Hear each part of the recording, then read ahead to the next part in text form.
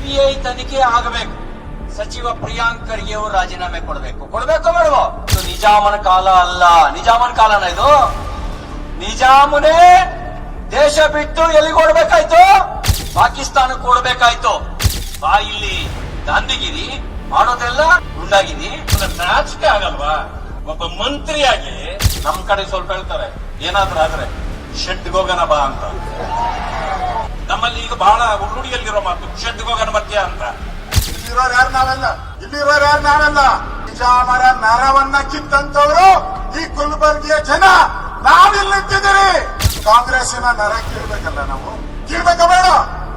ಈ ಸರ್ಕಾರ ಇವತ್ತು ಎಸ್ ಸರ್ಕಾರ. ಎಸ್ ಅಂದ್ರೆ ಸುಪಾರಿ, ಎಸ್ ಅಂದ್ರೆ ಸೂಸೈಡ್. ಒಂದ್ ಕಡೆ ಸುಪಾರಿ ಕೊಡ್ತಾರೆ ದುಡ್ಡು ಕೊಡಕ್ಕೆ, ಇಲ್ಲಾಂದ್ರೆ ನೀವು ಸೂಸೈಡ್ ಮಾಡ್ಕೊಬೇಕು.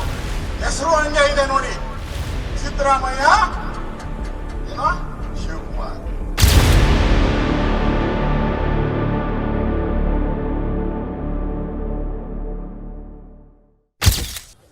ಒಂದು ತಪ್ಪು ಮಾಡಿದವರು ಬಂಧನ ಆಗ್ಬೇಕೋ ಇಲ್ವೋ?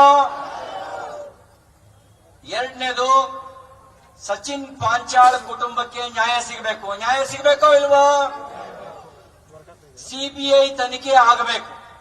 ಯಾವ ತನಿಖೆ ಆಗಬೇಕು? ಸಿಬಿಐ ತನಿಖೆ ಆಗಬೇಕು. ಸಚಿನ್ ಪಾಂಚಾಳ್ ಕುಟುಂಬಕ್ಕೆ ಪರಿಹಾರ ಕೊಡಬೇಕು. ಅಷ್ಟು ಮಾತ್ರ ಅಲ್ಲ, ತನಿಖೆ ನ್ಯಾಯಯುತವಾಗಿ ನಡೆಯೋದಕ್ಕೆ ಸಚಿವ ಪ್ರಿಯಾಂಕ್ ಖರ್ಗೆ ಅವರು ರಾಜೀನಾಮೆ ಕೊಡಬೇಕೋ ಬೇಡವೋ? ಪ್ರಿಯಾಂಕ್ ಖರ್ಗೆ ಅವರು ಈಶ್ವರಪ್ಪನವರ ಮೇಲೆ ಆಪಾದನೆ ಬಂದಾಗ ಹೇಳಿದ ಮಾತು ಇವತ್ತಿಗೂ ಲಭ್ಯ ಇದೆ. ಏನ್ ಹೇಳಿದ್ರಿ ಪ್ರಿಯಾಂಕ್ ಖರ್ಗೆ ಅವರೇ ನೀವು? ಒಬ್ಬ ಆತ್ಮಹತ್ಯೆ ಮಾಡ್ಕೊಳ್ಳೋನು ನೊಂದು ಬೆಂದು ನಿರ್ಣಯ ತೆಗೆದುಕೊಳ್ತಾನೆ, ಸಾಯೋ ನಿರ್ಣಯ ತೆಗೆದುಕೊಳ್ತಾನೆ ಅಂದ್ರೆ ಅಷ್ಟು ಸಾಮಾನ್ಯ ಮಾತಲ್ಲ. ಈಶ್ವರಪ್ಪನವರೇ, ನಿಮ್ಮ ಹೆಸರು ಡೆತ್ ನೋಟ್ ಅಲ್ಲಿ ಇದೆ, ನೀವು ರಾಜೀನಾಮೆ ಕೊಡಬೇಕು, ಒಂದು ಕ್ಷಣನೂ ಮುಂದೆಯವರು ಹಿಂಗಿಲ್ಲ ಅಂತ ಹೇಳಿದ್ರು. ಡೆತ್ ನೋಟ್ ನಲ್ಲಿ ಪ್ರಿಯಾಂಕ್ ಖರ್ಗೆ ಅವ್ರ ಹೆಸರಿದೆಯೋ ಇಲ್ವೋ? ಅವ್ರ ಆಪ್ತ ರಾಜು ಕಪ್ನವ್ರ ಹೆಸರಿದೆಯೋ ಇಲ್ವೋ? ಈಗ ರಾಜೀನಾಮೆ ಕೊಡಬೇಕೋ ಬೇಡವೋ? ಅಷ್ಟ್ ಮಾತ್ರ ಅಲ್ಲ, ಸುಪಾರಿ ಕೊಲೆಗೆ ಯಾರು ಹಪ್ತ ಕೊಟ್ಟಿದ್ದಾರೆ ಅನ್ನೋದು ಪತ್ತೆ ಆಗಬೇಕೋ ಬೇಡವೋ? ಯಾರು ಹಪ್ತ ಕೊಟ್ಟಿದ್ದಾರೆ, ಎಷ್ಟು ಕೊಟ್ಟಿದ್ದಾರೆ, ಯಾರಿಗೆ ಕೊಟ್ಟಿದ್ದಾರೆ ಅನ್ನೋ ಸತ್ಯ ಹೊರಗೆ ಬರಬೇಕೋ ಬೇಡವೋ? ಆ ಸತ್ಯ ಹೊರಗೆ ಬರಬೇಕು ಅಂತ ನಮ್ಮ ಹೋರಾಟ. ಸಚಿನ್ ಪಾಂಚಾಳ್ ಕುಟುಂಬಕ್ಕೆ ನ್ಯಾಯ ಸಿಗಬೇಕು ಅಂತ ನಮ್ಮ ಹೋರಾಟ. ಯಾರು ಕೊಲೆ ಮಾಡಕ್ ಪ್ರಯತ್ನ ಮಾಡಿದ್ದಾರೆ ಗೊತ್ತೇ ನಿಮಗೆ? ಆಂದೋಲನ ಸ್ವಾಮೀಜಿಗಳು, ಸಿದ್ಧಲಿಂಗ ಸ್ವಾಮಿಗಳ ಕೊಲೆಗೆ ಸುಪಾರಿ, ಕಲಬುರಗಿ ಗ್ರಾಮಾಂತರದ ಶಾಸಕ ಬಸವರಾಜ್ ಮುದ್ದಿಮೋಡ್ ಅವರ ಕೊಲೆಗೆ ಸುಪಾರಿ, ಚಂದು ಪಾಟೀಲ್ ಅವರ ಕೊಲೆಗೆ ನಮ್ಮ ನಗರ ಬಿಜೆಪಿ ಅಧ್ಯಕ್ಷ ಅವರ ಕೊಲೆಗೆ ಸುಪಾರಿ, ಮಣಿಕಂಠ ರಾಠೋಡ್ ಅವರ ಕೊಲೆಗೆ ಸುಪಾರಿ. ಬಿಜೆಪಿಯವರಂತೂ ಕೊಲೆಗೆ ಸುಪಾರಿ ಕೊಟ್ರಕ್ಲ. ಇವ್ರನ್ನ ಕಂಡ್ರೆ ಭಯ ಇರೋದು ಯಾರಿಗೆ? ಭಯ ಇರೋದು ಯಾರಿಗೆ? ಭಯ ಇರೋದು ಅವರೇ ಯಾರೋ ಸುಪಾರಿ ಕೊಟ್ಟಿರ್ಬೇಕು. ಈ ಸತ್ಯ ಹೊರಗೆ ಬರಬೇಕೋ ಬೇಡವೋ? ಯಾಕೆ ರಾಜೀನಾಮೆ ಕೊಡಬೇಕು ಅಂತ ಕೇಳ್ತೀರಲ್ಲ, ಡೆತ್ ನೋಟ್ ನಲ್ಲಿ ನಿಮ್ಮ ಹೆಸರಿದೆ ಪ್ರಿಯಾಂಕ್ ಖರ್ಗೆ ಅವರೇ, ಅದಕ್ಕೆ ರಾಜೀನಾಮೆ ಕೊಡಬೇಕು. ಯಾಕೆ ಸಿಬಿಐ ತನಿಖೆ ಆಗಬೇಕು? ನಿಮ್ಮ ಸಿಒಡಿ ಚಂದ್ರಶೇಖರನ್ ಅವರ ವಾಲ್ಮೀಕಿ ಹಗರಣದಲ್ಲಿ ಏನ್ ಮಾಡ್ತು ಅಂತ ಗೊತ್ತಿದೆ. ಇಡೀ ಸಚಿವ ಸಂಪುಟ ಪ್ರಿಯಾಂಕ್ ಖರ್ಗೆ ಅವರ ಬೆಂಬಲಕ್ಕೆ, ಅಂದ್ರೆ ಸಚಿವ ಸಂಪುಟ ತನಿಖೆಗೆ ಮುಂಚೆನೆ ಬೆಂಬಲಕ್ಕೆ ನಿಂತ್ಕೊಂಡ್ರೆ ಸಿಐಡಿ ಏನ್ ಮಾಡಬಹುದು ಅಂತ ಗೊತ್ತಿದೆಯಲ್ವಾ? ಸತ್ಯ ಹೊರಗೆ ಬರಬೇಕು, ನ್ಯಾಯಯುತ ತನಿಖೆ ಆಗಬೇಕು. ಅದಕ್ಕೆ ಸಿಬಿಐ ತನಿಖೆ ಮಾಡಿ ಅಂತ ನಾವು ಕೇಳ್ತಾ ಇದೀವಿ. ಒಂದು ಮಾತನ್ನು ಹೇಳಲಿಕ್ಕೆ ಬಯಸ್ತೇನೆ, ಇದು ನಿಜಾಮನ ಕಾಲ ಅಲ್ಲ. ನಿಜಾಮನ ಕಾಲನ ಇದು? ನಿಜಾಮನೇ ದೇಶ ಬಿಟ್ಟು ಎಲ್ಲಿಗೆ ಓಡಬೇಕಾಯ್ತು? ಪಾಕಿಸ್ತಾನಕ್ಕೆ ಓಡಬೇಕಾಯ್ತು. ನೀವೇನಾದ್ರೂ ಕಲಬುರಗಿ ನಿಜಾಮ ಅಂತ ಭಾವಿಸಿದ್ರೆ ಇದು ನಿಜಾಮಗಿರಿ ಇಲ್ಲಿ ನಡೆಯಲ್ಲ. ಕಲಬುರಗಿಯ ಜನ ನಿಮ್ ಗುಲಾಮರಲ್ಲ, ನಿಮ್ಮ ನಿಜಾಮಗಿರಿ ಇಲ್ಲಿ ನಡೆಯೋದಿಲ್ಲ ಅನ್ನೋ ಎಚ್ಚರಿಕೆ ಕೊಡ್ಲಿಕ್ಕೋಸ್ಕರ ಬಂದಿದ್ದೇವೆ. ಬಾ ಇಲ್ಲಿ ಗಾಂಧಿಗಿರಿ ಮಾಡೋದೆಲ್ಲ ಗುಂಡಾಗಿರಿ, ಬಾಯಿಲ್ ಮಾತಾಡೋದು ಗಾಂಧಿಗಿರಿ, ಮಾಡೋದೆಲ್ಲ ಯಾವಗಿರಿ? ಈ ಗುಂಡಾಗಿರಿ ನಡೆಯೋದಿಲ್ಲ ಅಂತ ಎಚ್ಚರಿಕೆ ಕೊಡ್ಲಿಕ್ಕೆ ಬಂದಿದ್ದಾವೆ.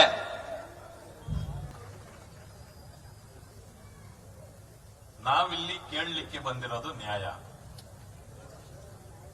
ನಮಗೆ ನ್ಯಾಯ ಬೇಕು ಅಷ್ಟೇ. ಆದ್ರೆ ನ್ಯಾಯ ಯಾರು ಕೊಡಬೇಕು? ಸರ್ಕಾರ ಕೊಡಬೇಕು. ಅದು ಅವರ ಧರ್ಮ. ಸರ್ಕಾರ ನ್ಯಾಯ ಕೊಡ್ಲಿಲ್ಲ ಅಂದ್ರೆ ಯಾರಿಗಾದ್ರೂ ವಿರೋಧ ಪಕ್ಷದವರು ಏನ್ ಮಾಡಬೇಕು? ನ್ಯಾಯ ಕೊಡಿಸ್ಬೇಕು. ಅದಕ್ಕೆ ನಾವಿಲ್ಲಿ ಬಂದಿರೋದು. ಆದ್ರೆ ನಾವು ನ್ಯಾಯ ಕೊಡ್ರಿ ಅಂದ್ರೆ ಎಳ್ನೀರು ಕೊಡ್ತೀವಿ, ನ್ಯಾಯ ಕೊಡ್ರಿ ಅಂದ್ರೆ ಇಲ್ಲ ಕಾಫಿ ಟೀ ಕೊಡ್ತೀವಿ, ಅರೆ ನ್ಯಾಯ ಕೊಡ್ರಿ ಇಲ್ಲ ಮಜ್ಜಿಗೆ ಕೊಡ್ತೀವಿ. ಅರೆ ಅಣ್ಣ, ಪ್ರಿಯಾಂಕಾ ನಿನ್ನಂತವರನ್ನ ಬಹಳ ಜನ ನೋಡಿದ ಈ ದೇಶ. ಅಲ್ಲಪ್ಪ, ನಿಮ್ ಮನೆಯಲ್ಲಿ ಏನ್ ಸಂಬಂಧ ಮಾಡಕ್ ಬರ್ತಾ ಇದ್ದೀವ ನಾವು? ನಾವು ಪ್ರಾಣ ಕಳ್ಕೊಂಡವರ ಕಡೆ, ನೀವು ಪ್ರಾಣ ಕಳೆದವರ ಕಡೆ. ಇದೆಂದಾದ್ರೂ ಸಂಬಂಧ ಆಗತ್ತಾ ಅಣ್ಣ? ನಿನಗೊಂದು ನಾಚಿಕೆ ಆಗಲ್ವಾ? ಒಬ್ಬ ಮಂತ್ರಿಯಾಗಿ ಹೋಗ್ಲಿ ಬಿಡು, ನಾವು ಇವಾಗ ಬರ್ತೀವಿ ನಿಮ್ಮ ಮನೆಗೆ, ನೀ ಇದೆಯಲ್ಲಿ ಬೀಗ ಜಡ್ದು ಬೆಂಗಳೂರಲ್ಲಿ ಸೇರ್ಕೊಂಡಿದ್ಯಲ್ಲಣ್ಣ.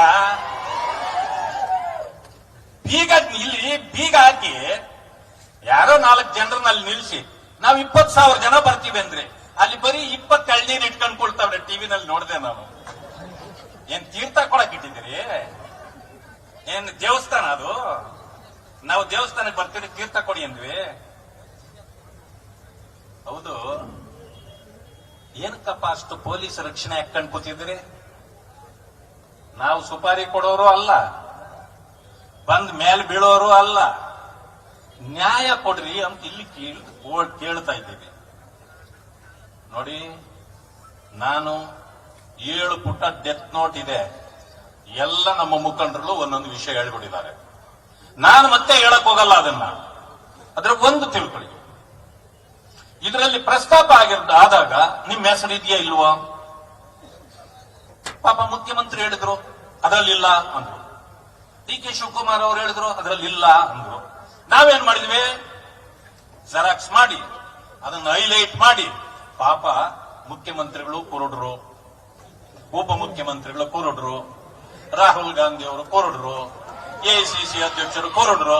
ಹೈಲೈಟ್ ಮಾಡಪ್ಪ, ಹೈಲೈಟರ್ ಹಾಕಿ ನಾವೆಲ್ಲ ಸೇರಿ ಅವ್ರಿಗೆ ಪೋಸ್ಟಲ್ ಕಳಿಸ್ಬಿಟ್ಟಿದೀವಿ, ಓದ್ಕೊಳ್ರಿ ಅಂತ. ಅಪ್ಪ ಓದ್ಕೊಳಕ್ ಅವ್ರಿಗೆ ಟೈಮ್ ಸಿಕ್ತೋ ಇಲ್ಲ ಗೊತ್ತಿಲ್ಲ, ಬಟ್ ಪತ್ರಿಕೆಯವ್ರ ಮುಂದೆನೂ ಇಳಿದು ತೋರಿಸಿದ್ದೀವಿ. ಅದನ್ನ ಹೈಲೈಟ್ ಮಾಡಿ ಹೇಳಿದ್ದಾರೆ. ಇದರಲ್ಲಿ 8 ಹೆಸರುಗಳಿದೆ. ನಮ್ ಸಿ.ಟಿ. ರವಿ ಅವರು ಇಲ್ಲೇ ಕೊಡ್ತಾವ್ರೆ. ಅದೇನೋ ಕೌನ್ಸಿಲ್ ಅಲ್ಲಿ ಯಾರೋ ಏನೋ ಅಂದ್ರಂತವ್ರು, ನನಗೆ ಕೇಳಿಸ್ಲೇ ಇಲ್ಲ ಅದು ಏನು ಅಂದ್ರು ಅಂತ. ಅವ್ರು ಯಾರೋ ಏನೋ ಅಂದ್ರು ಅನ್ಕೊಂಡು ಅವ್ರು ಕೊಡೋದ್ರು. ಅದಕ್ಕೆ ಉತ್ತರ ಇವರು ಕೊಡ್ಬೇಕಾಗಿಲ್ಲ, ನಾನು ಕೊಡ್ಬೇಕಾಗಿಲ್ಲ. ಇದಕ್ಕೆ ಸದನದಲ್ಲಿ ಏನಾದ್ರೂ ಆದ್ರೆ ನಮ್ಮ ಸಭಾಪತಿಗಳು ಕೊಡಬೇಕು. ಅವರು ಅಲ್ಲಿ ಏನು ಅಂದೇ ಇಲ್ಲ ಅಂತ ಅವ್ರು ಹೇಳ್ಬಿಟ್ರು. ಇಷ್ಟಾದ್ಮೇಲೆ ನಿಮ್ಗೆ ಇನ್ನೇನಪ್ಪ FIR ಹಾಕ್ಬಿಟ್ರು. ಅರ್ಧ ಗಂಟೆನೂ ಆಗಲ್ರಿ, ಇನ್ನು ವಿಧಾನಸೌಧದಲ್ಲೇ ಇದ್ದೀವಿ ನಾವು, ಎತ್ತಾಕೊಂಡು ಹೋಗ್ಬಿಟ್ರು. ರಾತ್ರಿ ಎಲ್ಲ ಹಳ್ಳ ದಿನ್ನೆ ಗುಡ್ಡ ಬೆಟ್ಟ ಎಲ್ಲ ಸೂಚಿಸ್ಬಿಟ್ರು. ಅದೇನೋ ಕಬ್ಬಿನ ಗದ್ದೆಗೂ ಕರ್ಕೊಂಡು ಹೋಗ್ಬಿಟ್ರು. ನಮ್ ಕಡೆ ಸ್ವಲ್ಪ ಹೇಳ್ತಾರೆ, ಏನಾದ್ರೂ ಆದ್ರೆ ಶೆಡ್ಗೆ ಹೋಗೋಣ ಬಾ ಅಂತ. ನಮ್ಮಲ್ಲಿ ಈಗ ಬಹಳ ರೂಢಿಯಲ್ಲಿರೋ ಮಾತು ಶೆಡ್ಗೆ ಹೋಗೋಣ ಮತ್ತೆ ಅಂತ. ಹಂಗೆ ಎಲ್ಲೆಲ್ಲಿ ಶೆಡ್ಗೆಲ್ಲ ಕರ್ಕೊಂಡು ಹೋಗ್ಬಿಟ್ರು ಅವ್ರನ್ನ. ಆದ್ರೆ ಇಲ್ಲಿ ಆಗ್ಲೇ ಅದು 8-10 ದಿವಸ ಆಗೋಯ್ತು, ಇಂಥ ಅಪಾದನೆ ಬಂದಿದೆ. FIR ಏನೋ ನಿನ್ನೆ ಹಾಕಿದ್ರು ಅಂತೇನೋ ಬರ್ತಾ ಇತ್ತು, ಆದ್ರೆ ಅವ್ರು ನಿಮ್ಗೆ ಸಿಕ್ಕಿಲ್ವಾ? ಪೊಲೀಸ್ ಸಾಹೇಬ್ರೆ, ನಿಮಗೆ ಬಾಬಾ ಸಾಹೇಬ್ ಅಂಬೇಡ್ಕರ್ ಅವರು ಸಂವಿಧಾನದಲ್ಲಿ 30 ವರ್ಷ ಪರ್ಮನೆಂಟ್ ಆಗಿ ಅಧಿಕಾರ ಕೊಟ್ಟವ್ರೆ ನಿಮಗೆ. ಪೊಲೀಸ್ ಸಾಹೇಬರುಗಳೇ, ರಾಜಕಾರಣಿಗಳಿಗೆ 5 ವರ್ಷ ಕೊಡ್ತಾರೆ. ನಾವು ಬರ್ತೀವಿ ಹೋಗ್ತೀವಿ ಅಷ್ಟೇ ನಮ್ದು. ನೀವು ಪರ್ಮನೆಂಟ್ ಆಗಿರ್ತೀರಿ. ಆದ್ರೆ ಅಧಿಕಾರ ಚಲಾಯಿಸಿ ಗುಲಾಮಗಿರಿ ಮಾಡಬೇಡಿ. ಯಾರ್ದು ಗುಲಾಮಗಿರಿ ಮಾಡಬೇಡಿ. ನಿಮ್ ಬಗ್ಗೆ ಬಹಳ ಗೌರವ ಇದೆ ನಮಗೆ. ನೀವು ಮಾಡೋ ಗುಲಾಮಗಿರಿಯಿಂದ ದೇಶದ ವ್ಯವಸ್ಥೆ ಕೆಡ್ತದೆ. ಇವತ್ತಿನ ದಿವಸ ನಿಮ್ಮ ಅಧಿಕಾರ ಚಲಾಯಿಸ್ಲಿಕ್ಕೆ ನಿಮ್ಗೆ ಆಗಿಲ್ಲ ಅಂತಂದ್ರೆ ಕಿತ್ತು ನಿಮ್ಮ ಬಟ್ಟೆ ಒಗೆದು ಮನೆಗೆ ಹೋಗ್ರಿ. ನೀವು ಯಾಕೆ ಬೇಕಿಂತ ಗುಲಾಮಗಿರಿ? ಏನ್ ಎದುರ್ತೀರಿ ಅವ್ರಿಗೆ? ಏನಕ್ಕೆ ಎದುರ್ತೀರಿ ಅವ್ರಿಗೆ? ನಾನ್ ನಿಮಗೆ ಹೇಳಲಿಕ್ಕೆ ಬಯಸ್ತೇನೆ, ಆ ಮನೆ ಹೋಗಿ ನೋಡಿದ್ದೇನೆ. ನಾವು ಪಾಂಚಾಳ ಅವರ ಮನೆ ಬಹಳ ನೋವಾಗತ್ರಿ. ಬಹಳ ಜನ ಹೇಳಿರೋದ್ರಿಂದ ಅದನ್ನ ಮತ್ತೆ ನಾನು ಹೇಳಕ್ ಹೋಗೋದಿಲ್ಲ. ಸೇರಿರುವಂತ ಸರ್ಕಲ್ ಇದು. ನಮ್ಮ ಹಿಂದ್ಗಡೆ ಕ್ರಾಂತಿ ಪುರುಷ ಬಸವಣ್ಣವ್ರನ್ನ ನಾವು ನೋಡ್ತಾ ಇದ್ವಿ. ಕಾಣಿಸ್ತಾ ಇದೆಯಾ? ಬಸವಣ್ಣವರಿದ್ದಾರೆ, ಕ್ರಾಂತಿಯನ್ನ ಮಾಡಿದಂಥವ್ರು. ಈ ಕಡೆ ನಾವು ಕ್ರಾಂತಿಯ ರೀತಿಯಾದಂತ ಸಂವಿಧಾನವನ್ನ ಕೊಟ್ಟಂತ ಅಂಬೇಡ್ಕರ್ ಅವರನ್ನ ನಾವು ನೋಡ್ತಾ ಇದ್ದೀರಿ. ಇಲ್ಲಿರೋರು ಯಾರು? ನಾವೆಲ್ಲ ಇಲ್ಲಿರೋರು ನಾವೆಲ್ಲ ನಿಜಾಮರ ನರವನ್ನ ಕಿತ್ತಂತವರು ಈ ಕುಲ್ಬರ್ಗಿಯ ಜನ. ನಾವಿಲ್ಲಿ ನಿಂತಿದ್ದೀರಿ. ಕಾಂಗ್ರೆಸ್ಸಿನ ನರ ಕೀಳ್ಬೇಕಲ್ಲ ನಾವು? ಕೀಳ್ಬೇಕ ಬೇಡ? ಈ ಸರ್ಕಾರ ಇವತ್ತು ಎಸ್ ಸರ್ಕಾರ. ಎಸ್ ಅಂದ್ರೆ ಸುಪಾರಿ, ಎಸ್ ಅಂದ್ರೆ ಸೂಸೈಡ್. ಒಂದ್ ಕಡೆ ಸುಪಾರಿ ಕೊಡ್ತಾರೆ ದುಡ್ಡು ಕೊಡಕ್ಕೆ, ಇಲ್ಲಾಂದ್ರೆ ನೀವು ಸೂಸೈಡ್ ಮಾಡ್ಕೊಬೇಕು. ಹೆಸರು ಹಂಗೆ ಇದೆ ನೋಡಿ, ಸಿದ್ದರಾಮಯ್ಯ ಏನೋ ಶಿವಕುಮಾರ್. ಕರೆಕ್ಟ್ ಆಗಿದೆ ಅಲ್ಲ? ಇವತ್ತು ಇಲ್ಲಿ ನಡೀತಾ ಇರುವಂತ ಒಂದು ಈ ಸುಪಾರಿ ಕೊಲೆಗಳು, ಆತ್ಮಹತ್ಯೆಗಳು, ಅದರ ಜೊತೆಗೆ ರೈತರ ಆತ್ಮಹತ್ಯೆಗಳು, ಬಾಣಂತಿಯರ ಸಾವು, 760 ಜನ ಬಾಣಂತಿಯರು ಆಸ್ಪತ್ರೆಗೆ ಹೋದ್ರು.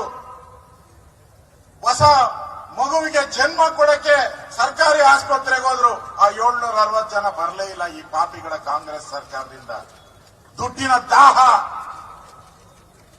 ಮೆಡಿಸನ್ ನಲ್ಲಿ ದುಡ್ಡು ಹೊಡಿಯಕ್ಕೆ ಹೋಗಿ ಕಳಪೆ ಮೆಡಿಸನ್ ತಂದು ಸರ್ಕಾರಿ ಆಸ್ಪತ್ರೆಗಳಲ್ಲಿ ಕೊಟ್ಟು ಇವತ್ತು ಎಲ್ಲ 26ರಿಂದ 30 ವರ್ಷದ ಆ ಬಾಣಂತಿಯರು ಮಗುನೆತ್ಕೊಂಡು ಮನೆಗೆ ಬರಬೇಕಾಗಿತ್ತು.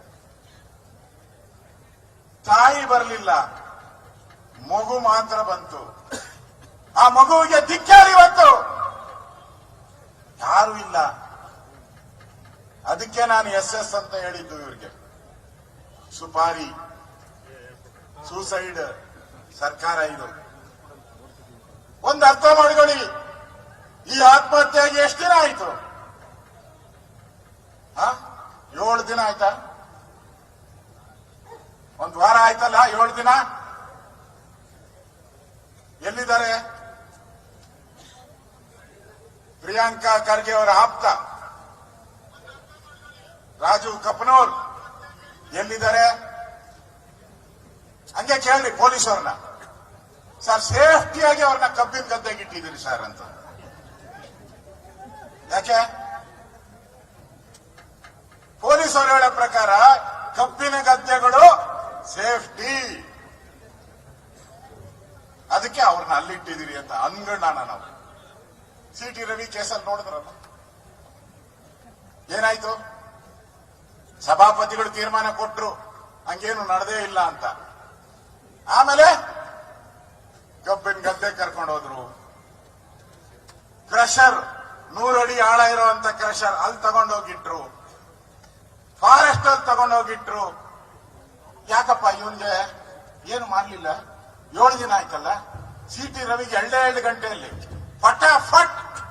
ರಾಹುಲ್ ಗಾಂಧಿ ಏನ್ ಹೇಳ್ತಾರೆ? ಪಟಾಪಟ್ ಅಂತ 2,000 ನಿಮ್ ಜಾಬಿಗೆ ಬಂದ್ಬಿಡ್ತು ಅಂದ್ರು.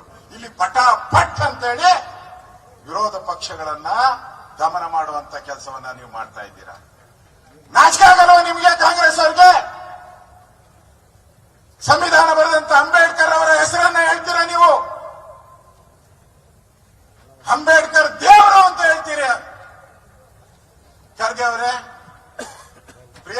ಅವ್ರು ಯಾವಾಗೂ ಮಾತಾಡ್ತಾರೆ ಪುಸ್ತಕ ತೆಗೆದ್ಬಿಡ್ತಾರೆ ಅಸೆಂಬ್ಲಿ ಒಳಗಡೆ.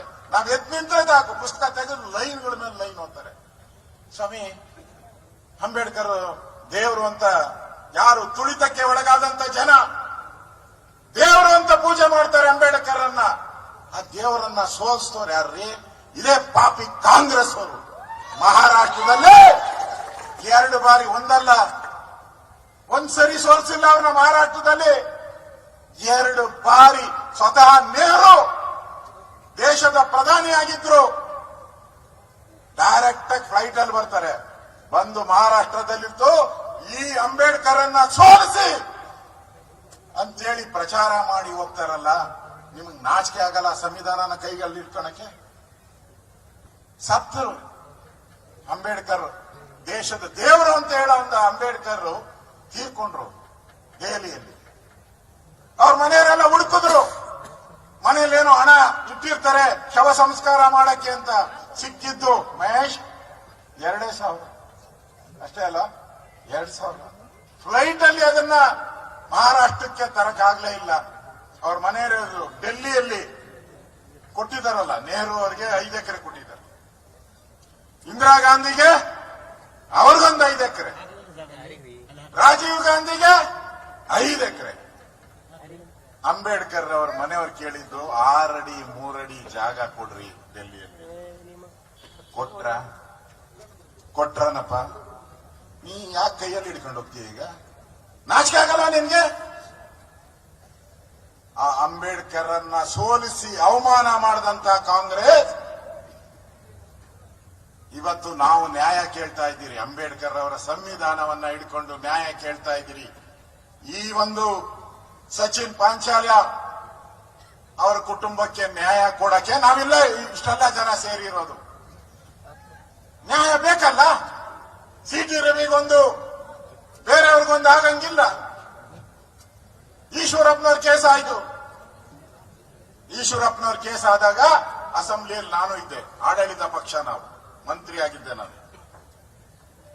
ಅವಾಗ ಇದೇ ಪ್ರಿಯಾಂಕಾ ಖರ್ಗೆ ಸಂವಿಧಾನ ಪುಸ್ತಕವನ್ನ ಅಲ್ಲಿ ಇಟ್ಕೊಂಡಿದ್ದಾರ ನಾವು ಗೊತ್ತಿಲ್ಲ. ಅವರೊಂದು ಹೇಳಿಕೆಯನ್ನ ಕೊಟ್ರು, ಓದ್ತೀನಿ ಒಂದ್ಸರಿ. ಅವರು ಹೇಳಿದ್ಲೇನು, ನಂದಲ್ಲ ಇದು, ಖರ್ಗೆ ಅವರು ಹೇಳಿರೋದು. ಪ್ರಿಯಾಂಕಾ ಖರ್ಗೆ ಏನ್ ಹೇಳಿದ್ರು? ಒಬ್ಬ ವ್ಯಕ್ತಿ ಆತ್ಮಹತ್ಯೆಗೆ ಶರಣಾಗಬೇಕಾದರೆ ಎಷ್ಟು ಕಷ್ಟಪಟ್ಟು ಈ ನಿರ್ಧಾರಕ್ಕೆ ಬರಬೇಕು? ಬಿಜೆಪಿಯವರೇ, ಒಬ್ಬ ವ್ಯಕ್ತಿ ಆತ್ಮಹತ್ಯೆ ಮಾಡಬೇಕಾದ್ರೆ ಎಷ್ಟು ಕಷ್ಟ ಗೊತ್ತಾ ಬಿಜೆಪಿಯವರೇ? ಎಷ್ಟು ನೊಂದು ಈ ತೀರ್ಮಾನಕ್ಕೆ ಬರಬೇಕು ಗೊತ್ತಾ ಬಿಜೆಪಿಯವರೇ? ಇದು ದಾಖಲೆ ಅಲ್ಲವೇ? ಆತ್ಮಹತ್ಯೆಗೆ ಶರಣಾಗಿದ್ದಾರೆ, ಇದಕ್ಕೆ ಯಾರು ಹೊಣೆ? ಸಚಿವರ ವಿರುದ್ಧ ಕ್ರಮ ಏಕೆ ಎದುರುತ್ತೀರಿ? ನಮ್ಮನ್ನು ಕೇಳಿದ್ರು. ಅವರ ಈಶ್ವರಪ್ಪನವರ ರಾಜೀನಾಮೆಯನ್ನ ತಗೊಳಕ್ಕೆ ಯಾಕೆ ಎದುರ್ತಾ ಇದ್ದೀರಾ? ಇನ್ನು ಎಷ್ಟು ಜನ ಆತ್ಮಹತ್ಯೆ ಮಾಡಬೇಕು?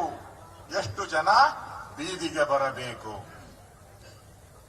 ನಾವು ಕೇಳ್ತಾ ಇದ್ದೀರಿ ನಿಮ್ಮನ್ನ.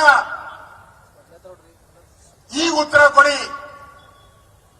ಈಶ್ವರಪ್ಪನವರು ಅವತ್ತು ಅವರೇನು ಲಂಚ ತಗೊಂಡಿರ್ಲಿಲ್ಲ. ಆಪಾದನೆ ಮಾಡಿದ ತಕ್ಷಣ ನಮ್ಮ ಕೇಂದ್ರದ ನಾಯಕರು, ಬಿಜೆಪಿಯ ನಾಯಕರು ಹೇಳಿದ್ರು, ನೀವು ತಪ್ಪು ಮಾಡಿಲ್ಲ, ಆದ್ರೆ ಜನಗಳ ದೃಷ್ಟಿಯಿಂದ ನೀವು ತಪ್ಪಿತಸ್ಥರಲ್ಲ ಅನ್ನೋದು ತೀರ್ಮಾನ ಆಗ್ಬೇಕು. ಅದಕ್ಕೋಸ್ಕರ ರಾಜೀನಾಮೆ ಕೊಡಿ ಅಂದ ತಕ್ಷಣ ಈಶ್ವರಪ್ಪ 1 ಸೆಕೆಂಡ್ ಯೋಚನೆ ಮಾಡದೆ ರಾಜೀನಾಮೆಯನ್ನ ಕೊಟ್ಟೋದ್ರು. ನೀ ಯಾಕೆ ಕೊಡ್ಲಿಲ್ಲಪ್ಪ? ಕೊಡ್ಬೇಕಲ್ಲ ನೀನು. ಏನ್ ನಿಮ್ಮ ಹೈಕಮಾಂಡ್ ಸತ್ತೋಗಿದೆಯಾ?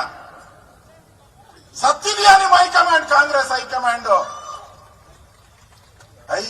ಕಮಾಂಡ್ ಇಲ್ಲದೆ ಇರುವಂತಹ ಹೈಕಮಾಂಡ್ ಕಾಂಗ್ರೆಸ್ ಅವರು ಇವತ್ತು